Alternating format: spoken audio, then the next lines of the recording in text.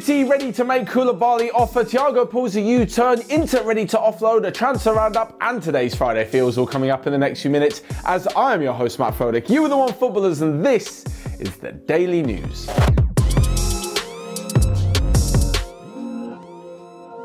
First up, and Napoli president Aurelio De Laurentiis has admitted that he should have sold Koulibaly just a little bit earlier. Now, there is loads of interest in the Senegalese defender, but only to the tune of around 70 million euros, when he has stated that previously he's rejected bids of up to 110 million. Of course, no one could have really seen COVID-19 coming, and the fact that he's now 29, almost 30 years old, means that he can't possibly charge as much money for the defender. But still, 70 million is a lot, and he has confirmed that him and Arkadiusz Milik will be leaving the club, and Manchester City are waiting in the wings. Of course, they've got a few more interesting transfers to worry about at the moment, including that of Lionel Messi, but they still need another centre-back. Having sold Vincent Kompany, he left just over 14 months ago, they didn't really replace him too well. Nathan Ake has come in, but for me personally, he's more of a backup to the left-sided centre-back in Aymeric Laporte. And if they're bringing Koulibaly, having a back two of him and Laporte, that's pretty damn good. Obviously, City are going to have to weigh up their options because they will be pumping most of their money into the Messi deal. But if they don't, then definitely they should be spending that kind of money on Koulibaly. Alongside this, though, if they're not willing to make a move, Manchester United could step in. They're big Manchester rivals. That's because Chris Smalling is closing in on a deal which will see him go back to Roma on a permanent basis, meaning there's one more slot in the squad.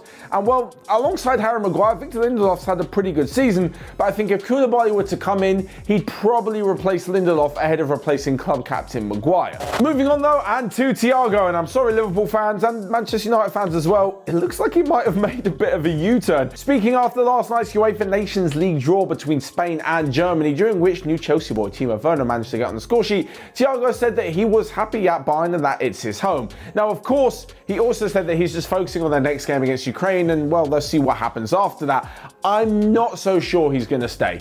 I mean, I know he said that he loves the place, but Karl-Heinz Rummenigge, the CEO of Bayern Munich, has said that it will be a shame to see Thiago go, but it's more likely he will be leaving the club. As I mentioned before, once you've rejected the contract, you've got 1 year left, then the club have put a price tag on your head. It's kind of difficult to just turn around and be like, actually, you know what, I'm going to stay. Especially as Hansi Flick and the rest of the Bayern Munich coaching staff will be well into their preparations for the new Bundesliga season, which starts in a couple of weeks.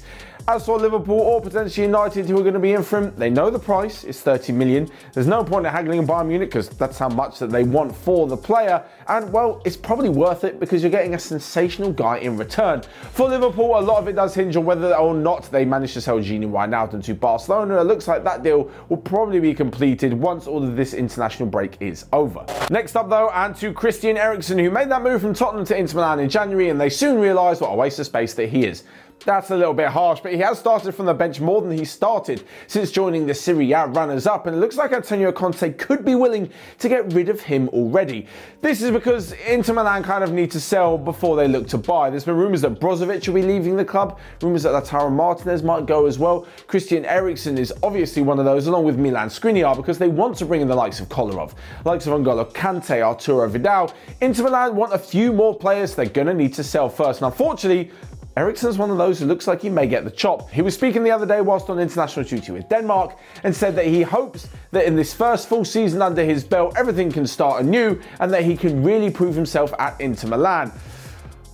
Honestly, I feel like Inter and Conte should have known what they were getting. Yes, technically he can be an unbelievable player when he's got space and time. He's not really physically challenged. When it comes time to dig in though, Eriksen can sometimes go a little bit missing. Anyway, to hear my thoughts on how Inter Milan are going to line up next season, you can click right here because I released a video on it yesterday. Next up then, we come to a quick roundup of the rest of the day's transfer news that you might have missed. And Everton have agreed a deal with Watford for their central midfielder Abdoulaye Doucouré for around £25 million.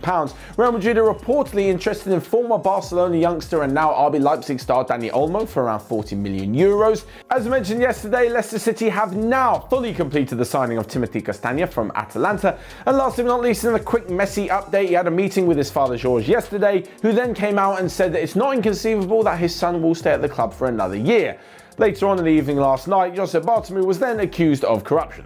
Finally then, we come to this week's Friday Feels. You guys know what it is, where you leave your footballing predictions in the comment section down below, and we read out a few of the correct ones on Monday. A big weekend of UEFA Nations League action, as well as some other club stuff too. So, 3 predictions I'm going to make for this weekend. First off, and I think that unbelievably, there's a game between the 2 lowest ranked teams from Europe in world football, Gibraltar and San Marino. And because of this, I'm going to go for a cracking 3-3 draw. Elsewhere, and I think that England are going to cruise past Iceland 2-0 in Saturday's fixture. And lastly but not least, in the Portugal versus Croatia match, a pretty good game considering the strength of both sides, I think that Cristiano Ronaldo will score his 100th international goal for Portugal. He's currently on 99. So there you have it. You guys let me know your Friday feels in the comment section down below and your thoughts on the rest of today's daily news.